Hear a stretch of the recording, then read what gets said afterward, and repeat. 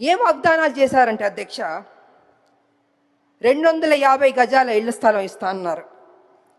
ఆ ఇళ్ల స్థలంలో ఇల్లు కట్టుకోవడానికి 5 లక్షలు ఇస్తా అన్నారు. 4,000 పెన్షన్ ఇస్తా అన్నారు. 10 లక్షల హెల్త్ ఇన్సూరెన్స్ ఇస్తా అన్నారు. ఉద్యోగం ఇస్తా అన్నారు. ఇలాగ అనేక వాగ్దానాలు చేశారు అధ్యక్ష. నాకు నిజంగా చాలా సంతోషం అనిపించింది అధ్యక్ష. కానీ ఏమైందంటే అధ్యక్ష, అధికారంలోకి వచ్చింది కాంగ్రెస్, అన్నీ జరిగిపోయినాయి అధ్యక్ష. చూస్తూ చూస్తూ 2 సంవత్సరాలు అయిపోయింది అధ్యక్ష. ఇంతవరకు మా ఉద్యమకారులకి మా ప్రభుత్వం ఇవ్వలేదు అధ్యక్ష. అది కొంచెం నాకు బాధగా అనిపించింది అధ్యక్ష. ఎన్నో స్కీములు మనం అనౌన్స్ చేస్తున్నాం, పెడుతున్నాం.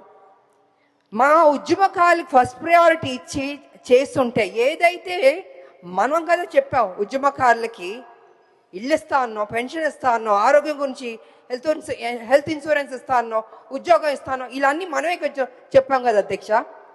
అవన్నీ చేస్తుంటే ఆన్ టైంకి ఫస్ట్ ప్రయారిటీ ఇచ్చి ముందే చేస్తుంటే గౌరవంగా ఉండేది అధ్యక్ష.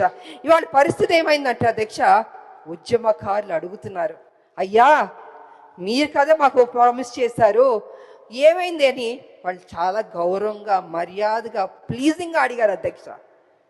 కానీ నాకు తెలియదు అధ్యక్ష, ఎందుకు డిలే అయిందో నాకు తెలియదు అధ్యక్ష. ఇవాళ కమిటీ వేస్తానని కూడా అని చెప్పారు.